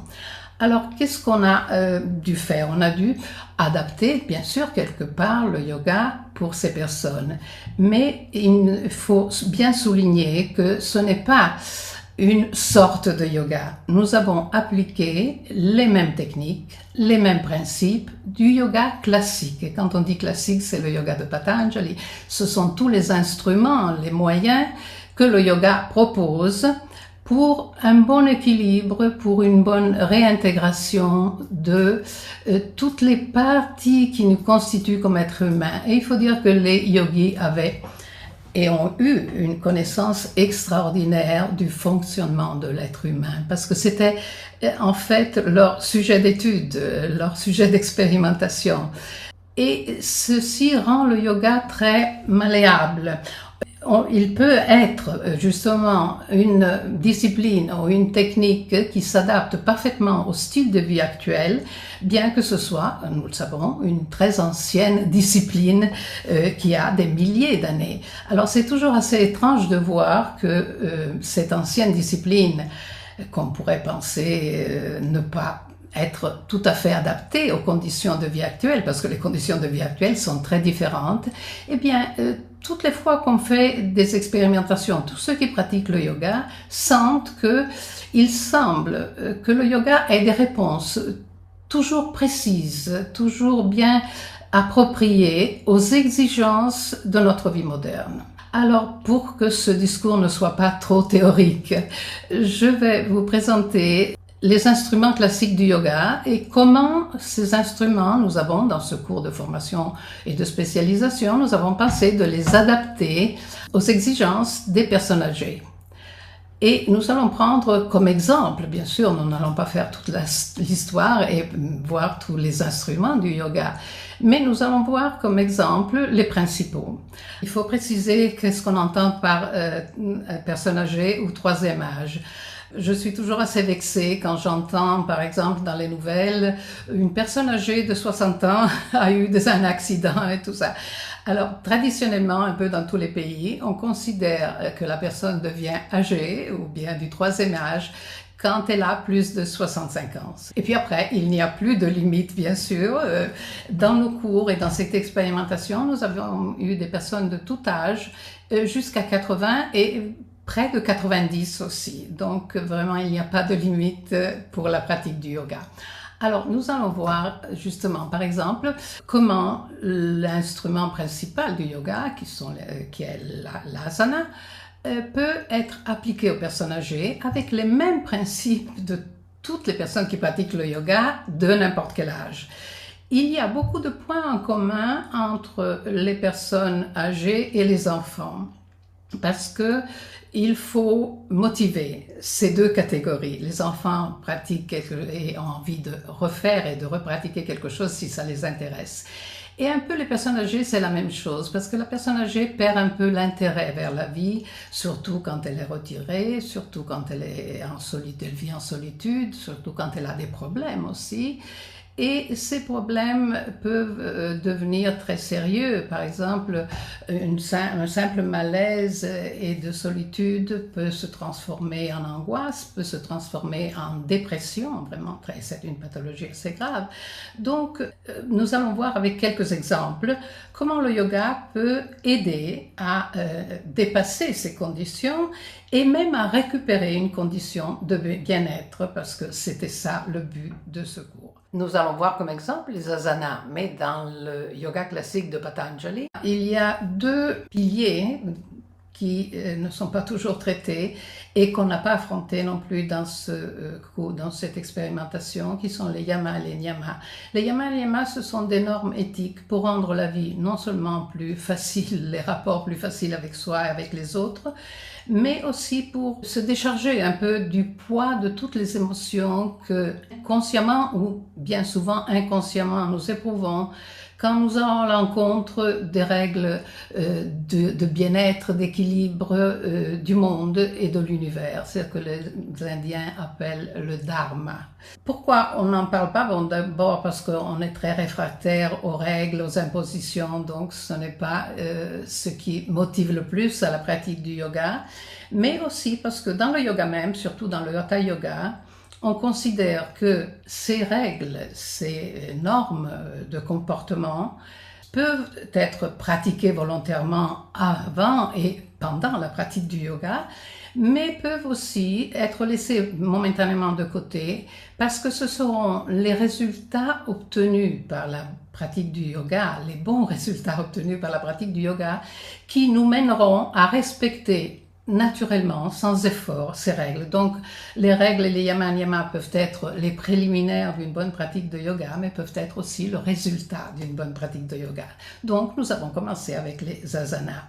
Pour découvrir l'asana comme pilier fondamental du yoga, l'asana, c'est une posture du corps, c'est une forme du corps, mais qui a des conditions. Pas tous les mouvements et pas toutes les formes du corps peuvent être définis un asana.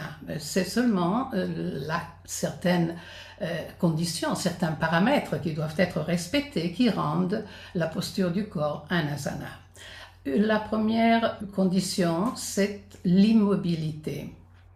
L'immobilité, ce n'est pas une condition facile à rejoindre parce que si la posture n'est pas confortable, c'est très difficile d'être immobile. Mais même une fraction d'immobilité dans une posture est intéressante et importante parce que c'est la question fondamentale de la gestion du temps. Et la gestion du temps chez les personnes âgées est très conflictuelle. Les personnes âgées, paradoxalement, ont beaucoup de temps à disposition parce qu'elles ne travaillent plus.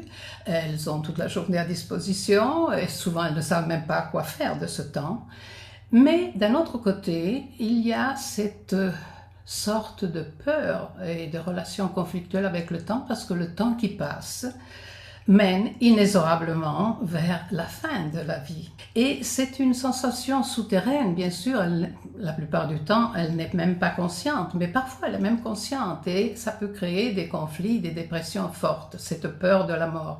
Parce que la peur de la mort, en fait, même Patanjali le dit, est un des principaux obstacles à l'évolution de la conscience humaine et à l'évolution spirituelle. C'est un klesha et le plus fort de tous parce que ce rapport conflictuel avec la perte de la vie est aussi vaincre un instinct très fort de survie que nous tous nous héritons au moment de la naissance. Donc, pouvoir rester même un bref moment dans l'immobilité, qui rappelle un peu la mort quand même, est une sorte de vaccin, d'antidote pour cette peur de la mort et du temps qui passe. C'est une gestion différente du temps parce que normalement, dans les asanas, quand on reste dans l'immobilité, on doit être dans une condition pas trop difficile, même si la posture est un peu dure, un peu difficile, et surtout assez relaxée. Donc, c'est ce qu'on expérimente, c'est le bien-être. Et là, on renverse la médaille, on fait de l'immobilité non plus un sujet de tension ou d'appréhension, mais un sujet de bien-être. Et puis, bien sûr, il faut être présent dans la posture. On doit écouter son propre corps, on doit ressentir toutes les sensations du corps. Donc, c'est un entraînement, la concentration. Et quand on est tendu, quand on est dans une condition de stress que souvent vivent les personnes âgées, et non seulement les personnes âgées, eh bien notre mental est dispersé, va en 1000 directions et toutes les énergies mentales se diffondent dans 1000 directions et perdent d'intensité et de force. La concentration, c'est le contraire, c'est mettre puissance dans une seule pensée et aller vers un seul but, une seule pensée, un seul point d'attention. C'est justement le sens même étymologique de concentration, c'est-à-dire cum centrum, avec un centre. Puis surtout, dans les postures, on nous demande d'avoir une attention et un certain contrôle du souffle. Donc, c'est une façon de s'entraîner à la présence du souffle. Et si on a le temps, on verra aussi, par exemple, en parlant de la respiration, combien cette attention au souffle est importante, qui nous relie à beaucoup d'autres plans de notre existence, surtout le plan mental, émotionnel, etc.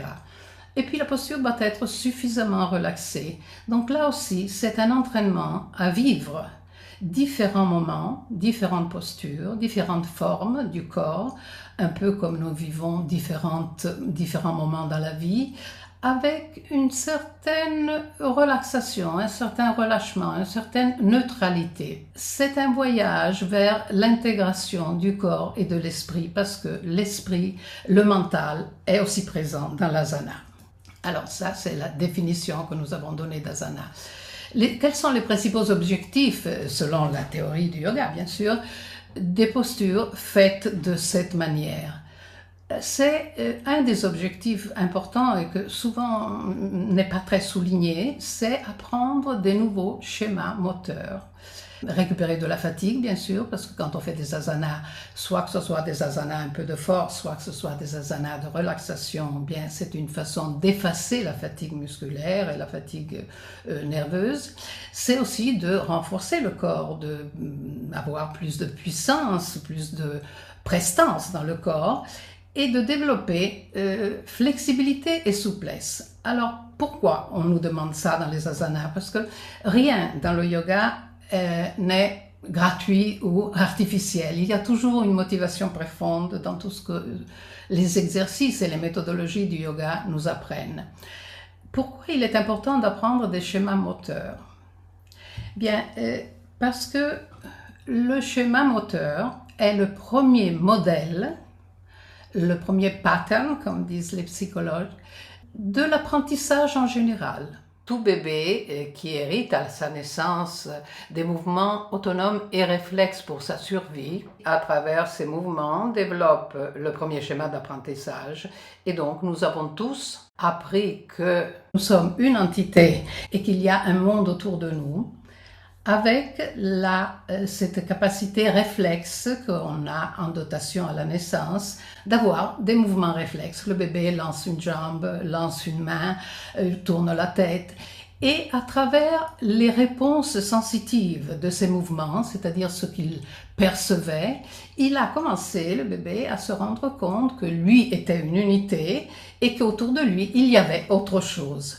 Donc, c'est vraiment le premier schéma d'apprentissage que nous tous avons déjà expérimenté. Donc, c'est beaucoup plus facile faire une action qui a déjà été expérimentée et c'est beaucoup plus facile de la répéter. Alors, ce n'est pas par hasard que les yogas commencent par les asanas. Parce que si les mouvements ont plasmé notre façon d'apprendre et donc d'être dans le monde et de vivre dans le monde, eh bien, et on plasmait aussi tous les autres savoirs qui viennent après, c'est intéressant de reprendre ce schéma primordial et de le perfectionner. Et pourquoi aussi il faut apprendre des nouveaux schémas et pas ceux que déjà nous connaissons? Parce que si nous répétons toujours les mêmes gestes que déjà nous faisons dans la vie quotidienne, eh bien, si on répète les gestes habituels, il n'y a pas de nouveau apprentissage. On les a déjà appris, cela. Ce qui conditionne et fait sauter presque un clic aussi dans notre mental et qui nous porte dans une condition d'apprendre à nouveau, donc une sorte de fraîcheur aussi mentale qui manque sûrement, surtout aux personnes âgées. Eh bien, cette sorte de fraîcheur vient renforcer par les gestes qui ne sont pas habituels. C'est voulu, c'est pas par hasard que les postures de yoga sont un peu étranges. Et ce ne sont pas les postures que nous assumons dans la vie quotidienne. C'est justement pour ça, pour renforcer ce principe primordial d'apprentissage. Et si on prend des formes nouvelles, on apprend des choses nouvelles. Ceci est extrêmement important pour maintenir une certaine souplesse mentale aussi que les personnes âgées ont tendance à perdre, bien sûr. Elles sont un peu figées dans leurs idées et leurs idées sont dues aux expériences positives ou négatives qu'ils ont fait dans la vie. C'est un point important. C'est un point important pour les enfants et pour les personnes âgées surtout. Et c'est toujours, pour moi, fascinant voir comment les yogis avait cette vision non seulement universelle, mais cette vision futuriste et prévoyante projetée dans d'autres futurs. Mais cette vision sur les effets et des postures et des techniques qu'ils ont mis au point. C'est comme si toutes ces théories que maintenant nous connaissons par la psychologie moderne, par la biologie, par la physiologie, bien, eux les savaient déjà, bien sûr, avec un autre langage et les avaient appris avec d'autres instruments. Alors, un autre aspect intéressant, qui est valable pour tous, mais surtout pour les personnes âgées, c'est de construire un schéma corporel intégré y compris dans les phases de changement. Et le troisième âge est une phase de grand changement. Et normalement, ce sont des changements privatifs, c'est-à-dire on est moins actif, on a plus de difficultés à bouger, à faire des mouvements, parfois à être autonome. Donc, apprendre des nouveaux et construire des nouveaux mouvements est une façon de mettre au point le schéma corporel. Qu'est-ce que c'est le schéma corporel? Ce n'est pas l'image que nous voyons dans un miroir ou que nous voyons de nous-mêmes sur une photo. C'est une sorte d'image mentale de notre propre corps, mais ce n'est pas une image proportionnelle à ce que nous sommes réellement ou à la figure que nous avons et le corps que nous avons. C'est une image que nous construisons tout au long de la vie, surtout d'après les sensations que nous avons et le rapport que nous avons avec les différentes parts du corps. Donc, le schéma corporel peut être complet, c'est-à-dire nous pouvons, à travers les perceptions et les expériences que nous avons fait avec notre corps, construit comme un puzzle ce schéma corporel assez complet, mais il peut y avoir des trous, un peu comme un gruyère. Parce que les parties du corps avec lesquelles nous avons eu peut-être, ou nous avons mentalement des conflits, par exemple des zones assez sensibles, la zone sexuelle, d'autres zones qui par culture ou par autre motivation ne sont pas bien intégrées dans notre personnalité, eh bien ces zones, on a tendance à les effacer du schéma corporel. Donc notre schéma corporel est fait de lumière et d'ombre. Il y a des parts qui sont en évidence et d'autres qui sont un peu plus effacées ou qui ne sont même pas présentes, qu'on a difficulté à contacter. Bien, la pratique des asanas, qui doit être faite d'une façon globale, on doit travailler toutes les parties du corps, et en travaillant avec cette concentration sur le geste et cette perception du geste, nous aide à construire ou reconstruire notre schéma corporel plus intégré, de façon à ce que nous puissions nous identifier avec un corps réel et non pas un corps imaginaire, qui est souvent le fruit de beaucoup de conflits et de tensions. Et puis, il faut développer la flexibilité, mais aussi la force et la stabilité. Ce sont des points essentiels pour les personnes âgées qui sentent n'être plus si sûrs de leur démarche, de perdre souvent l'équilibre, qui ont peur de tomber, de perdre l'équilibre. Donc, travailler d'une façon sûre, sans avoir de grands exploits, mais avec une ambiance tranquille et je dirais même avec plaisir. C'est une façon de renforcer ces qualités que les personnes âgées tendent à perdre et qu'il faut absolument récupérer. Donc, ceci permet aussi d'effacer cette sorte de compétition que nous avons souvent avec nous-mêmes, qui est la plus difficile à supérer. Parce que les personnes âgées qui perdent des possibilités et des qualités particulières qu'avant peut-être elles avaient, ont toujours tendance à se mettre à la preuve et vérifier les capacités ou les habiletés qu'on perd ou qu'on conserve, et créant ainsi des tensions et des regrets pour ce qu'on pouvait faire avant et ce qu'on ne peut plus faire maintenant. Alors, équilibrer cette compétitivité, parce que quand on pratique les asanas, il n'y a pas de compétitivité, et même si quelqu'un le fait mieux que d'autres, on demande à personne de fermer les yeux. Donc, c'est vraiment un travail entre soi et soi qui efface toutes sortes de compétitions et de compétitivité avec les autres et après avec nous-mêmes aussi. Donc, c'est une façon de travailler et d'être en relation équilibrée avec son propre corps. Donc, c'est une exploration que les asanas nous font faire de nous-mêmes, une meilleure connaissance de nous-mêmes, et c'est assez important dans les moments de changement où il faut s'adapter. Et toutes les fois qu'on nous demande de nous adapter, il y a un mécanisme, terrible d'un côté, mais aussi de sauvegarde de l'autre, qui est le mécanisme du stress. Si on est capable de s'adapter, ce mécanisme est constructif. Si on n'est pas capable de s'adapter, eh bien le stress peut devenir continu, peut devenir durable et avec beaucoup de conséquences négatives. Donc, explorer des postures multiples, c'est une façon de se préparer à vivre des expériences variées. Et souvent, les personnes âgées ont des expériences assez répétitives, des routines journalières, pas trop enthousiasmante, il faut dire. C'est un peu l'asana, dans ce sens, une métaphore des différentes situations qu'on peut affronter dans la vie. Et chaque posture nous habitue à, d'une façon pacifiée, d'une façon tranquille, à affronter même les difficultés. Alors, pour faire un exemple concret, quand nous faisons des postures d'ouverture, ce sont des postures qui nous font ressentir le plaisir de s'ouvrir, d'être fort, d'être avec la poitrine en avant, d'avoir encore cette énergie du guerrier qui doit affronter la vie. Mais le yoga nous fait expérimenter aussi des postures, par exemple comme les flexions ou comme des variantes de Paschimottanasana, où c'est une autre manifestation, une autre exploration du courage, par exemple. Parce que offrir la poitrine, offrir la gorge, le font même les animaux quand ils luttent entre eux. C'est une façon de se rendre à l'autre, à la force de l'autre, et de sauvegarder la vie. Et quand on se replie dans les postures, par exemple, de flexion en avant, eh bien, c'est une autre manifestation de courage qu'on a, surtout envers soi-même. Parce que d'abord, on se replie et on est dans une situation peut-être agréable entre soi et soi. On pense à notre intériorité et notre vie intérieure, qui est riche comme celle extérieure, sinon plus. Mais dans cette posture, on a vulnérable et exposé la partie postérieure du corps. La partie postérieure du corps, ça correspond à ce qu'on ne voit pas, parce que nous, si on n'avait pas les miroirs, on ne pourrait jamais voir notre dos.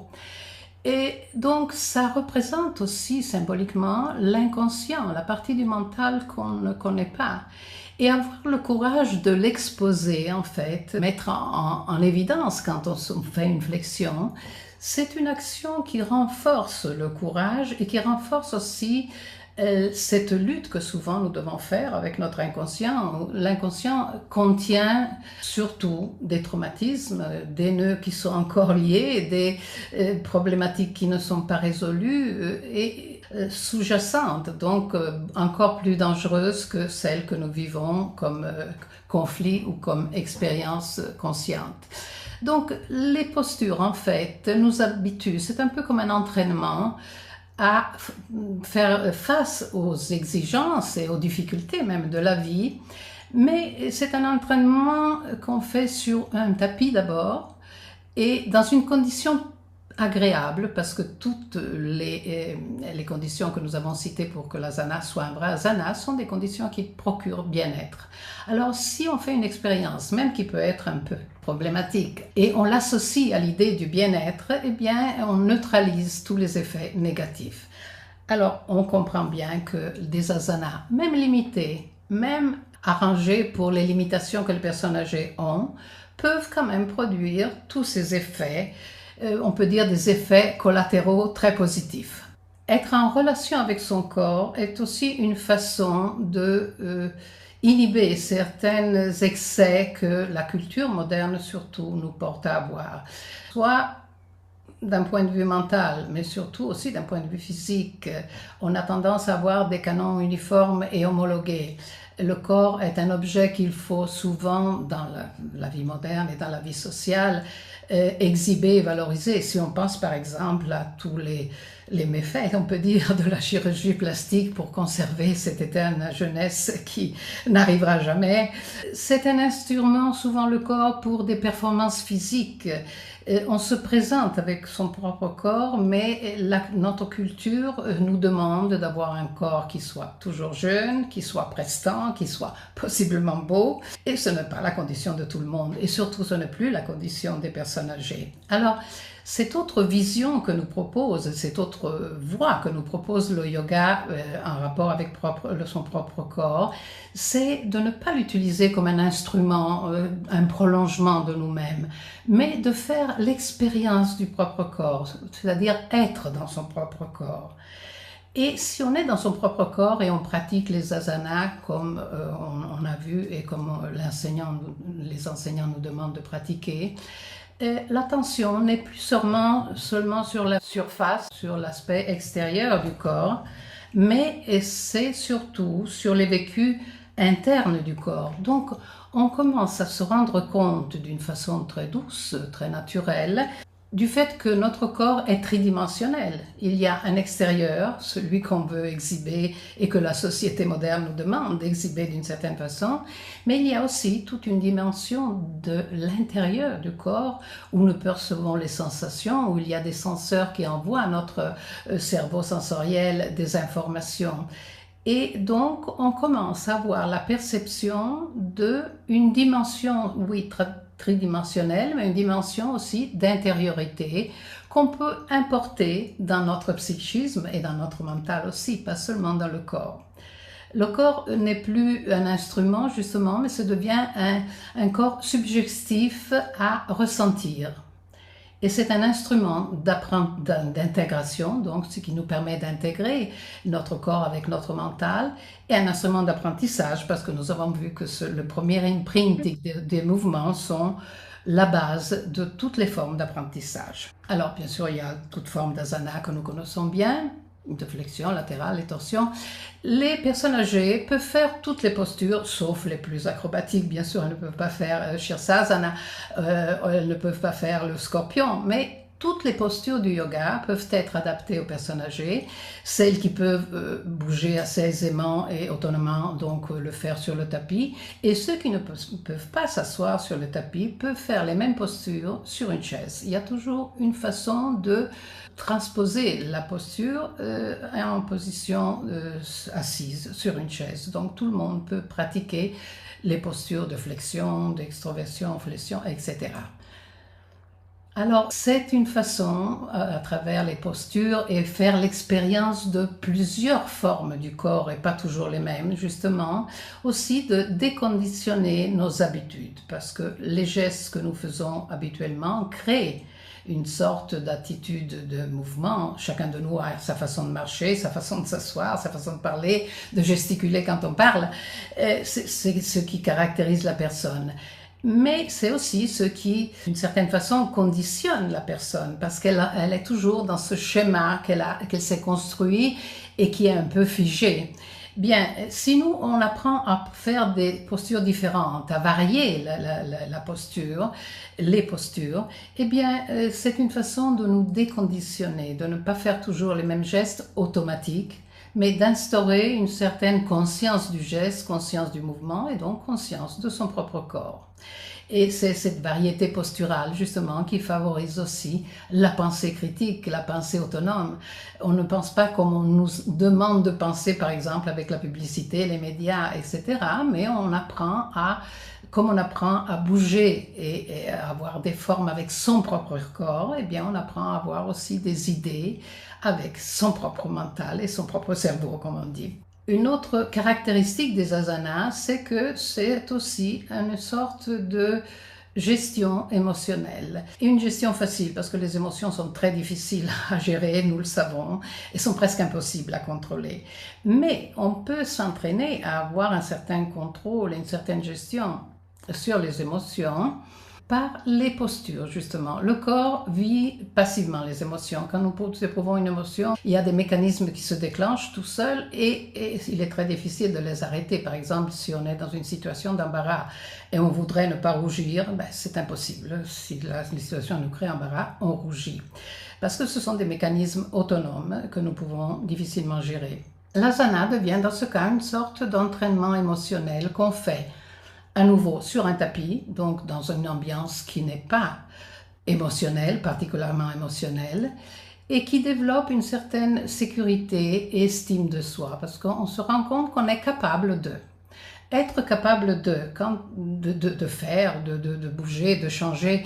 Quand on est dans une situation de malaise ou de changements radicaux comme ceux des personnes âgées, c'est extrêmement fondamental pour l'équilibre psychique. Et tout cela favorise l'auto-évaluation et confiance en soi et une sorte d'agonisme pacifié. On n'est plus à la recherche de l'exploit qu'on faisait avant, mais on est à la recherche de l'exploit qu'on peut faire dans les conditions actuelles, ce qui est beaucoup plus gratifiant en fait et ne crée pas de forme de conflit émotionnel et important. Donc, l'asana peut être défini comme une méthode d'intégration de la personnalité. Il y a d'abord la perception, donc on rétablit un rapport avec notre propre corps et possiblement avec le corps réel qu'on a en ce moment. C'est une sorte d'apprentissage du contrôle émotionnel et de développement de nouveaux schémas moteurs et donc aussi d'apprentissage. Parce qu'un des problèmes fondamentaux même des personnes âgées, c'est que la difficulté d'apprendre les choses nouvelles et surtout de les mémoriser. Donc on peut dire que même l'asana, d'une façon assez légère par rapport à d'autres techniques, mais quand même l'asana peut aider à améliorer par exemple les problèmes de perte de mémoire qui sont très fréquents dans les personnes âgées. Donc c'était seulement un exemple de comment les asanas peuvent effectivement avoir une importance pour les personnes âgées et une importance, je dirais même vitale pour les personnes âgées. Bien sûr, quelles sont les caractéristiques donc de la pratique par exemple des asanas pour les personnes âgées? Il faut des durées plus réduites en proportion avec l'âge et stimuler sans difficulté excessive parce que un peu comme les enfants, il faut leur donner un but, une sorte de léger défi. Mais il faut que ce défi ne soit pas trop difficile pour ne pas décourager. Il faut aussi une certaine attitude ludique et bienveillante, c'est-à-dire qu'il faut enseigner aux personnes âgées à accepter leurs limites, c'est une des nécessités de cet âge, mais aussi il faut que le yoga soit un peu amusant, soit pas trop ennuyeux, parce qu'ils ont déjà une vie assez ennuyeuse, donc le yoga doit être stimulant. Je ne dis pas que ça doit être un jeu exactement comme pour les enfants, mais quand même il doit y avoir des moments assez intéressants et ludiques.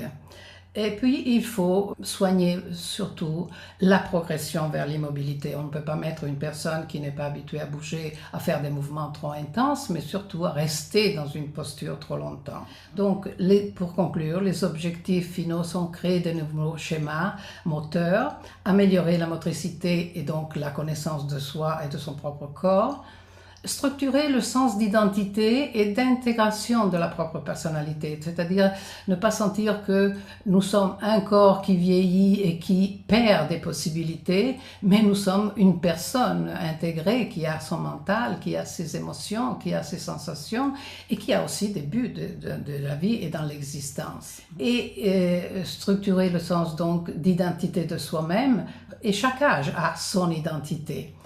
On nous apprend aussi à équilibrer le rapport tonico-émotionnel. C'est un aspect intéressant que je vais essayer d'expliquer brièvement. Le bébé, qui au moment de la naissance n'est pas autonome, a nécessité d'avoir des instruments pour sa survie, des moyens pour pouvoir communiquer à qui le soigne, à qui prend soin de lui, ses besoins. Et ses besoins sont celui de dormir, d'être propre, de manger, de boire. Et il n'a pas d'autre moyen, le bébé, de communiquer ses malaises qui doivent être satisfaits et ses besoins qui doivent être satisfaits, sinon celui de pleurer. C'est son langage primordial. Si on observe un bébé qui pleure, on s'aperçoit que le bébé ne pleure pas avec des petites larmes et seulement avec le visage. Le bébé pleure avec la contraction de tout son corps. C'est ce que les psychologues appellent justement le rapport tonico-émotionnel, c'est-à-dire qu'il manifeste une émotion à travers la contraction. À nouveau, ce mécanisme devient un imprinting, une sorte de sillon que tous les malaises successifs que nous vivrons parcourront à nouveau ce sillon déjà tracé. C'est-à-dire que la contraction musculaire est une des premières réactions à un état de malaise qui se manifeste à travers la contraction musculaire parce que la contraction musculaire nous donne la sensation d'avoir une sorte de corasse protectrice. Les muscles contractés des épaules protègent les zones vitales du cou et de la gorge dans la lutte par exemple. Et de ce fait, même le muscle principal de la respiration, le diaphragme, se contracte. Donc cette contraction manifeste un malaise. Et bien sûr, après, dans l'âge adulte, nous n'allons pas manifester avec la contraction de tout le corps comme le bébé, mais il y aura des zones privilégiées qui peuvent changer de personne à personne où le malaise se manifeste, cette sorte de contraction constante des muscles. Donc le yoga, à travers les asanas, détruit un peu ce mécanisme, le disgrège. Il y a deux façons dans les asanas de contraster la contraction musculaire. La première façon, c'est celle de mettre la musculature en contraction encore plus forte, c'est-à-dire une contraction intense, et ce sont toutes les postures qui demandent des forces, comme par exemple le cobra sans les mains, la locuste, Navasana, le bateau, toutes les postures qui demandent une forte contraction musculaire et qui se traduit par une forte détente musculaire quand on relâche la posture. Et puis l'autre moyen, c'est l'étirement musculaire, c'est-à-dire allonger les muscles, et il y a beaucoup de postures qui allongent les muscles. Donc ce travail parallèle de contraction et de renforcement de la musculature et d'étirement de la musculature est extrêmement utile pour contraster ces habitudes involontaires, réflexes, de mettre en contraction notre corps quand nous avons des tensions ou des problématiques, même seulement mentales et psychiques, pas seulement dans le corps. C'est ce qu'on appelle retrouver cet équilibre dans le rapport tonico-émotionnel. Et puis développer des schémas de contrôle émotionnel. Voilà. C'était un exemple, les asanas, et il y a des exemples encore plus intéressants si on avait le temps de parler de la respiration, mais pour donner une idée de combien le yoga est structuré, à des bases solides qui sont reconnues maintenant même d'un point de vue scientifique, et comment toutes ces connaissances du yoga et ces méthodologies du yoga sont et peuvent être adaptées à les personnes âgées qui vivent un moment particulier de leur vie.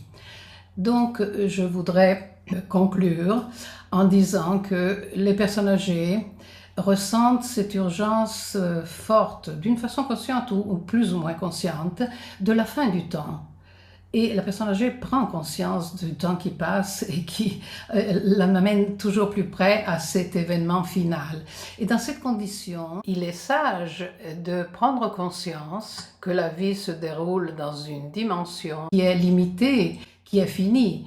Et c'est le moment de faire un bond évolutif pour réaliser ce qui est infini. Donc cette sensation d'avoir un temps fini, déterminé, peut être une sorte de plongeoir qui donne l'élan pour nous pousser vers la recherche de ce qui est infini. C'est un peu ce que prévoit le dharma dans la culture indienne, où chaque âge de la vie a ses devoirs et à accomplir. La jeunesse, c'est le brahmacharya, c'est l'apprentissage, et après il y a la vie de famille, la procréation, après il y a l'âge de la retraite, où justement, n'ayant plus de rôles importants sociaux, il est temps de se dédier à la propre évolution spirituelle.